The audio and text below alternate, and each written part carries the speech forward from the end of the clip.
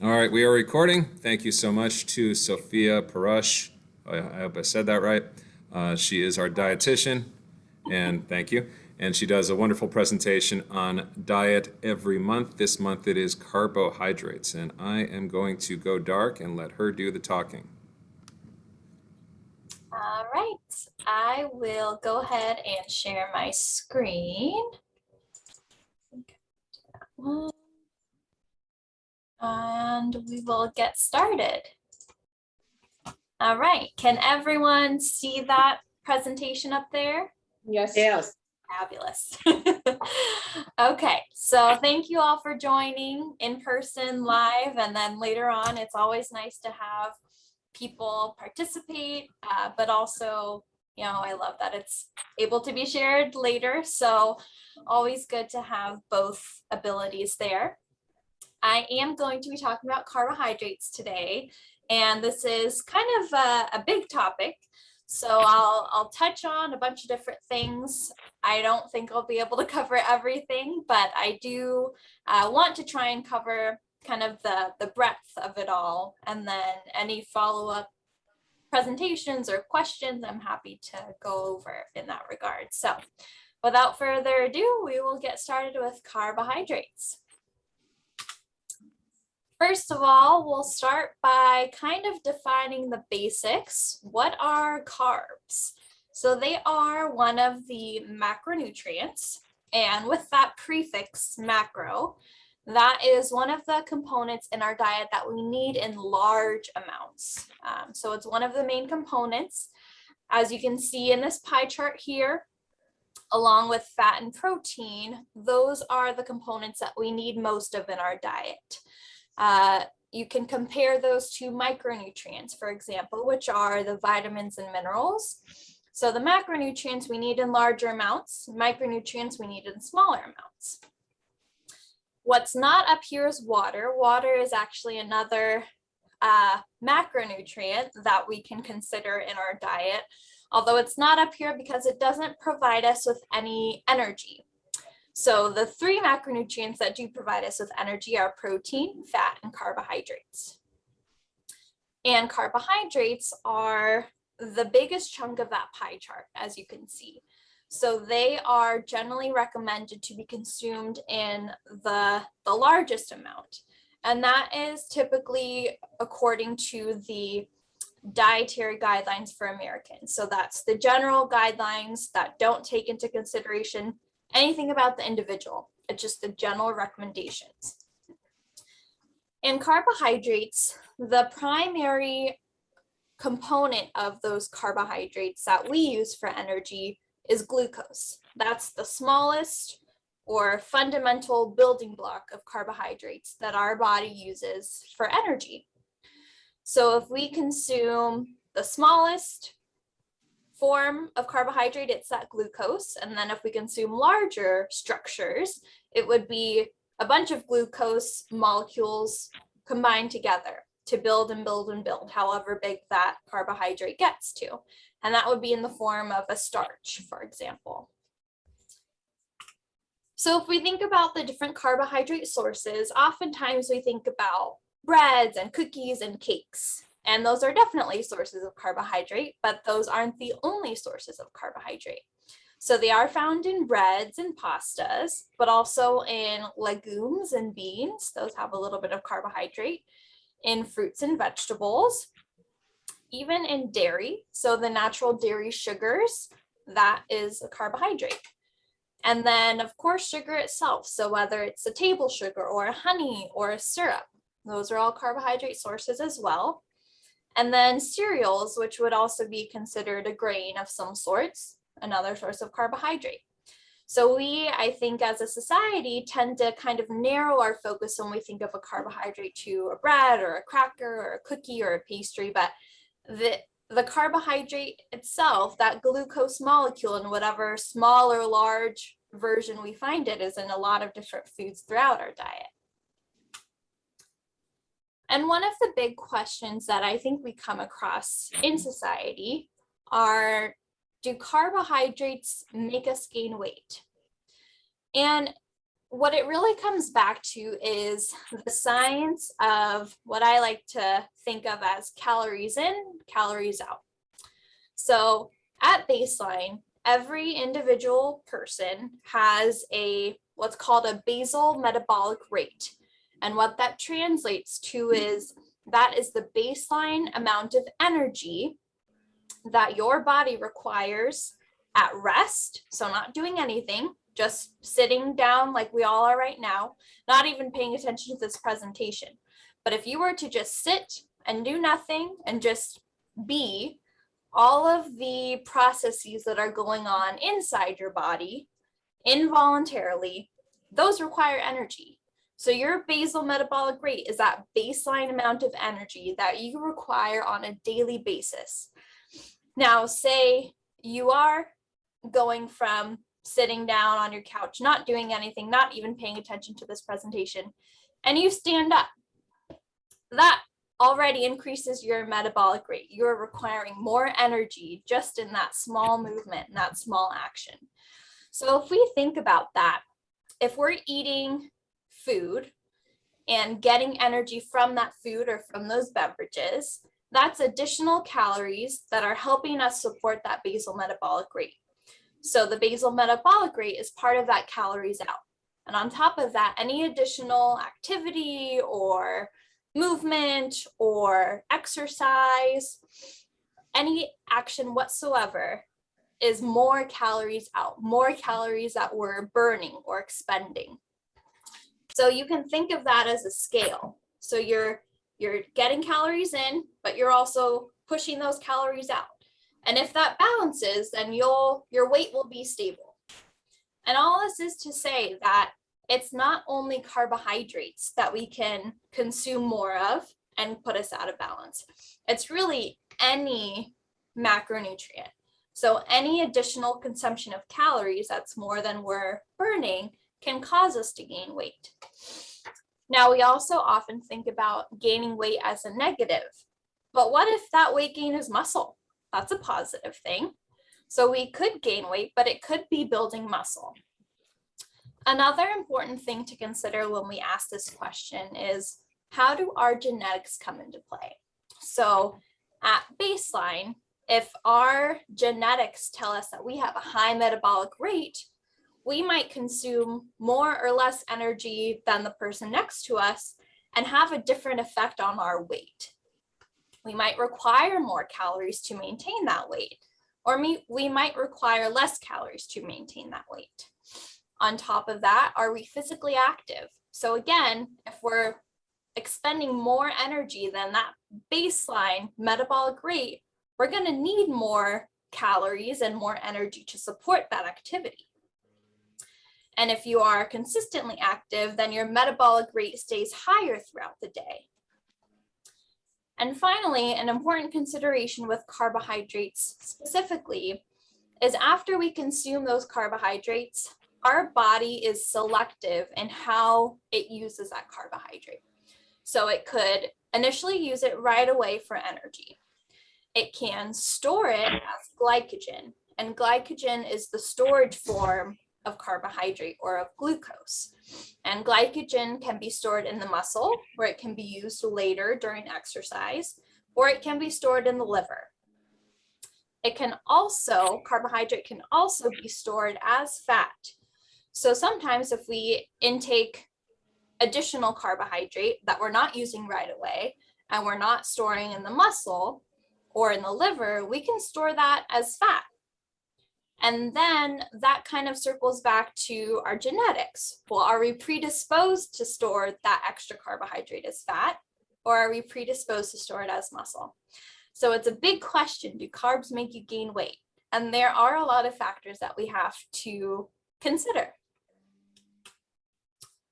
And if we were to think about how much carbohydrate do I need every day, it's estimated that for the brain alone, and the brain's favorite source of energy is glucose, for the brain alone, 130 grams of carbohydrate is recommended per day.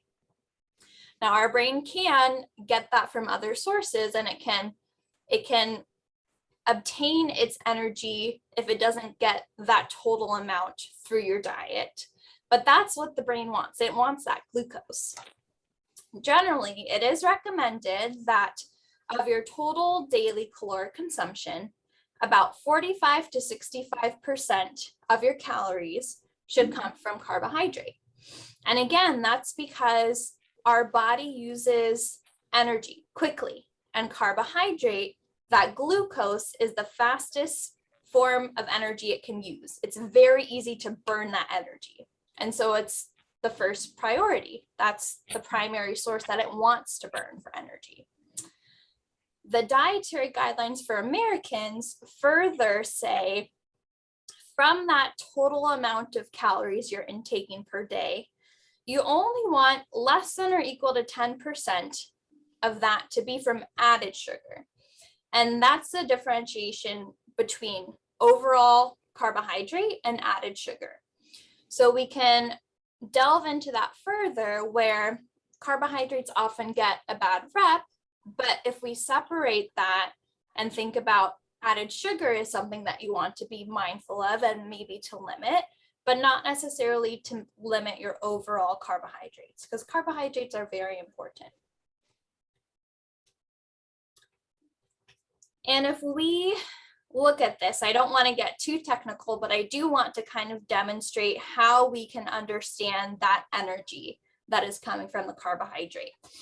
You may notice on a nutrition label, if you're to look on the back of a bag of bread or any kind of packaged good, it will have a nutrition facts label, and it should list the carbohydrate content in grams. So how do we get energy from grams?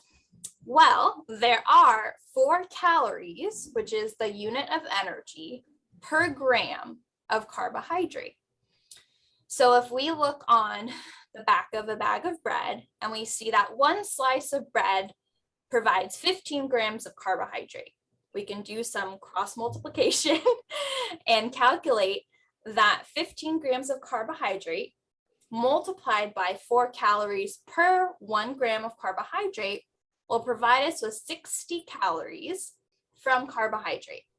So that's how we can start to understand and see that, yes, we think of carbohydrates in grams, but really they're supplying this unit of energy, those calories to us. And that's what our body utilizes. Does that make sense to everyone? Yes. Figure that out? It gets a little tricky, so I try and show how that works, because it's not essential to always figure out that cross multiplication, but I think it helps to understand and visualize how that energy is taken if we're not really thinking about the energy. So I want to talk a little bit about the different types of carbohydrates, but still kind of approach it in a broad sense. So we often hear simple sugars, that term simple sugars, and complex carbohydrates. And really it does go back to the molecular structure of carbohydrates. So glucose is going to be that simple molecule, the simplest form or the building block of those carbohydrates. And it's just one ring structure there. When we think about simple sugars in our diet, oftentimes those are the ones that are most easily absorbed and used immediately for energy. So simple sugars can be found in fruit, milk sugars, and table sugar, or any kind of sweetener like a honey or a syrup, because those are very simple forms of that glucose or of a glucose-related molecule that our body can easily break down and utilize for energy. If we think about complex carbohydrates, those are often the starches and fiber-containing foods in our diet.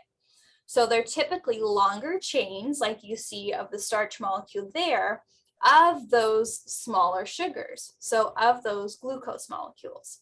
And the bigger and the longer those structures are, the more difficult it is for our body to break those down and use it for energy. And by difficult, I don't mean in a bad way. I just mean it can be a slower process to break down, digest, and absorb or use those sugars for energy. So it can be a good thing depending on what our goal is. What about fiber?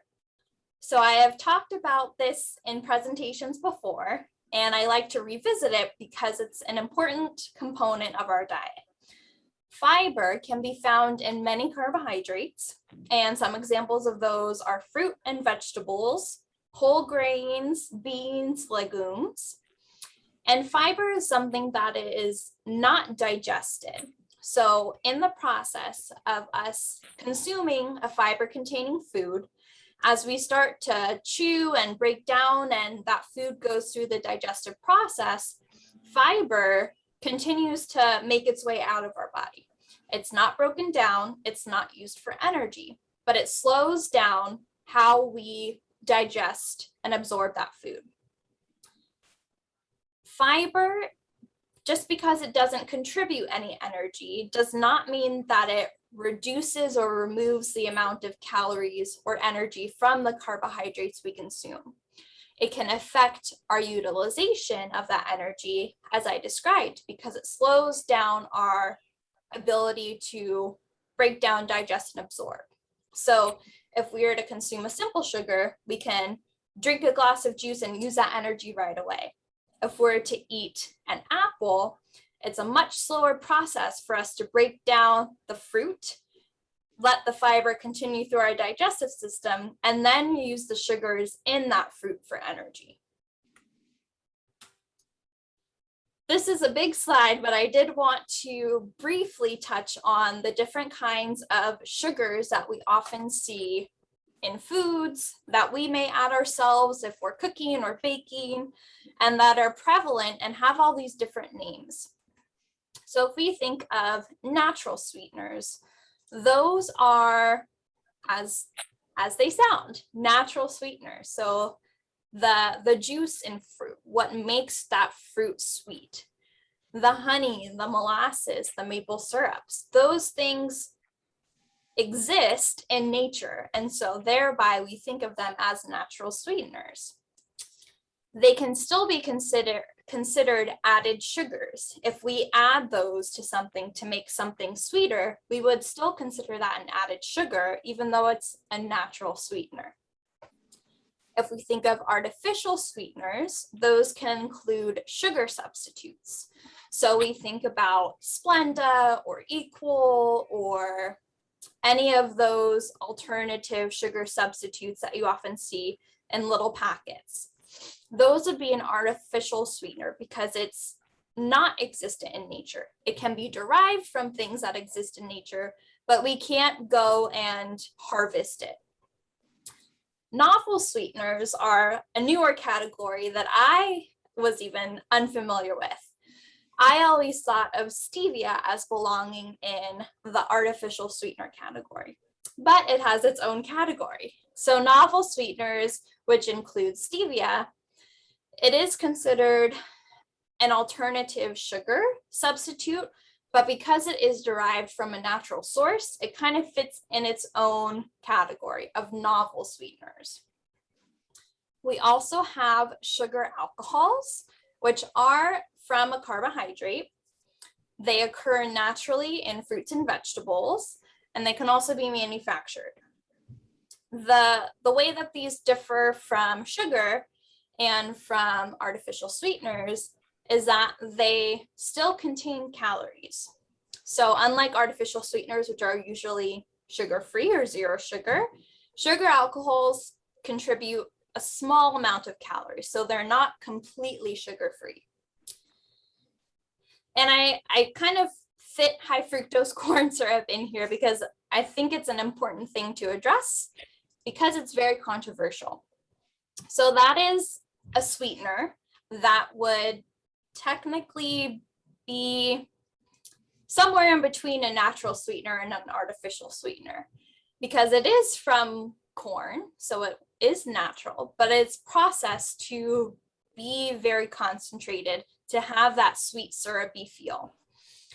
And the reason why it's very controversial it stems from having the belief that it caused cancer. And that has since been disproven, but the part that remains controversial is that it's pretty prevalent. High fructose corn syrup is added to many things.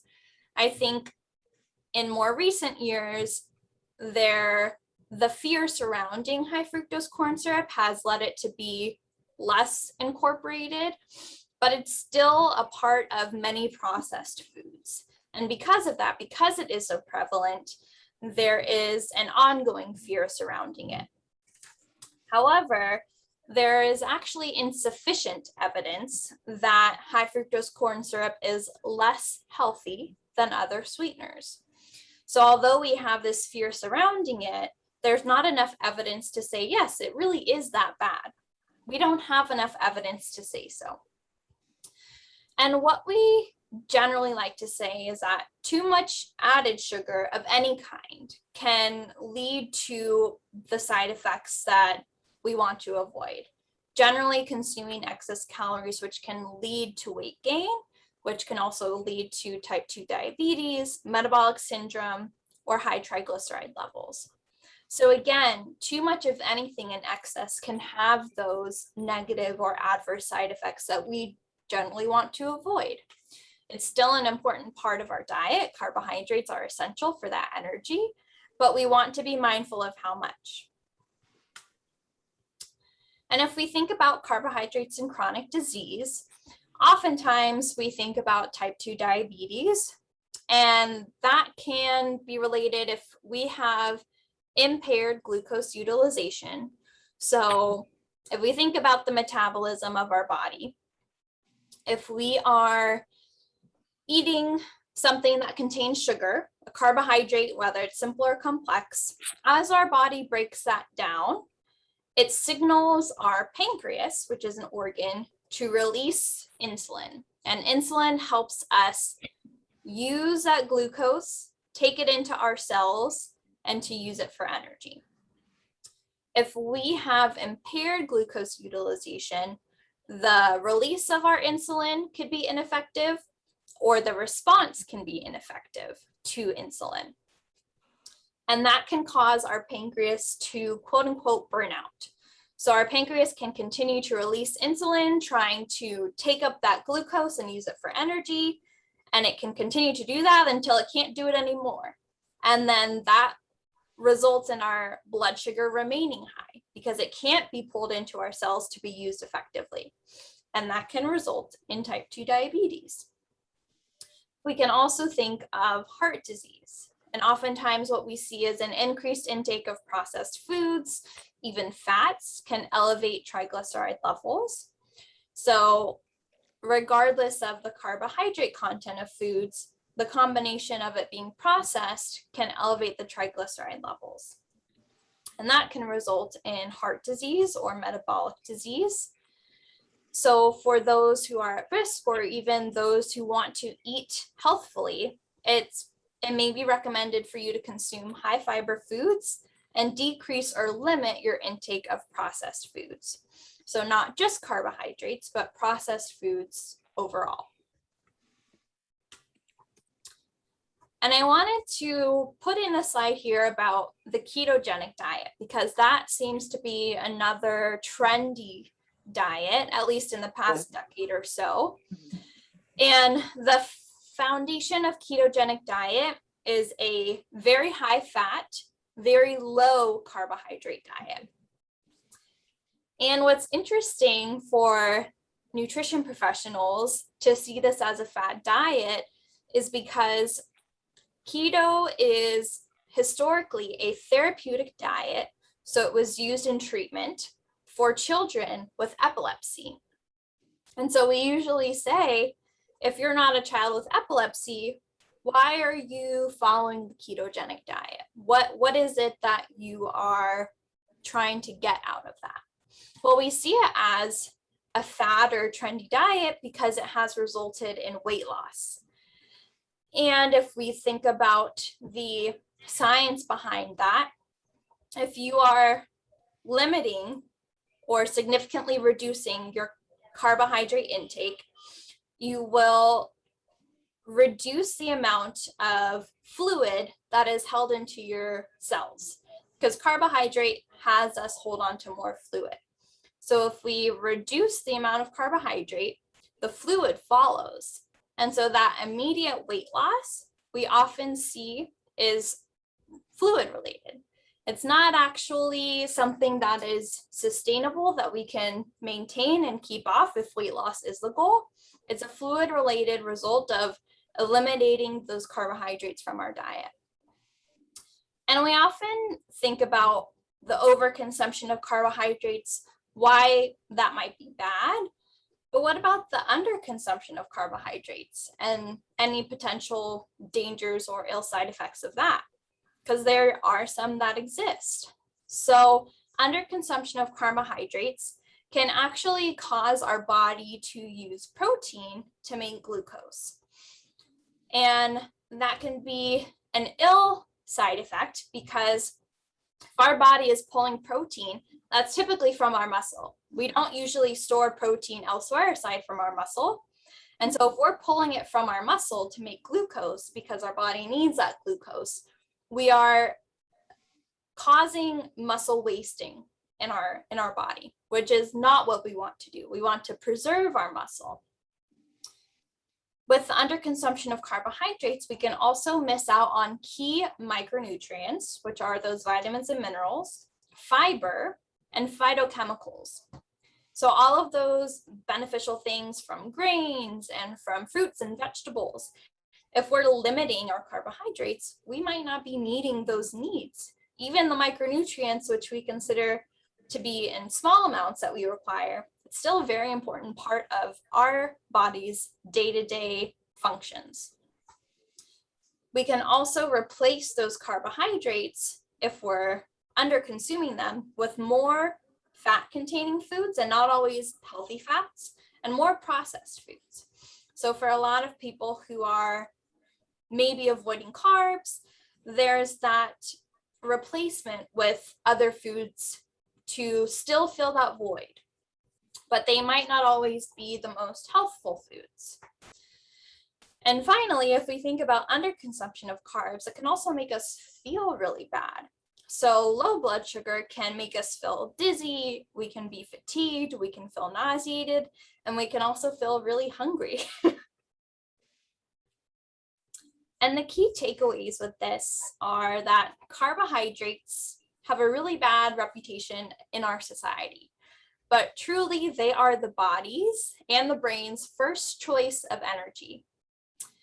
So my recommendations here are to opt for whole foods with minimal processing. Incorporate those carbohydrates. Even for people with diabetes, carbohydrates are an important part of the diet.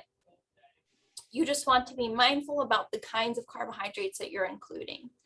So select whole grains, choose high fiber, unsweetened products, select whole fruits more often than fruit juices.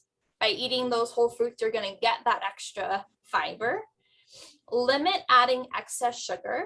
So whether you're preparing your coffee or tea in the morning and you tend to add 2 scoops of sugar, maybe try just doing 1 scoop of sugar.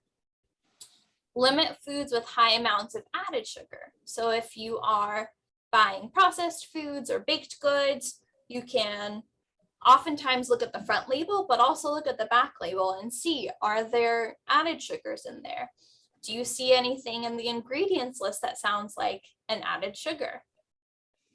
And finally, restriction can lead to overconsumption. So when we generally think about fad diets, unfortunately, those often entail us to exclude or significantly reduce the amount of one specific food item or type, or multiple food items or types. And with that restriction, we often feel a craving for it or a desire for it. And then we can overconsume it because we've been depriving our body of that. And our body is really good about knowing what we need. It's really good about cueing us as to, okay, I haven't had enough sugar today. I need something for that energy. It's going to cue us for that. So I always recommend moderation. Moderation is important and it is key, not only for quality of life, but to provide your body with the foods that it needs, to have those daily functions, to be able to provide your brain with its first choice of energy. All of those things are really important. And I have some references there. And that is the presentation for today. Okay, I want to say thank you, Sophia, and I want to say I'm going to stop Thank recording. you. So those remaining can ask their questions. So Okay. stop the recording now.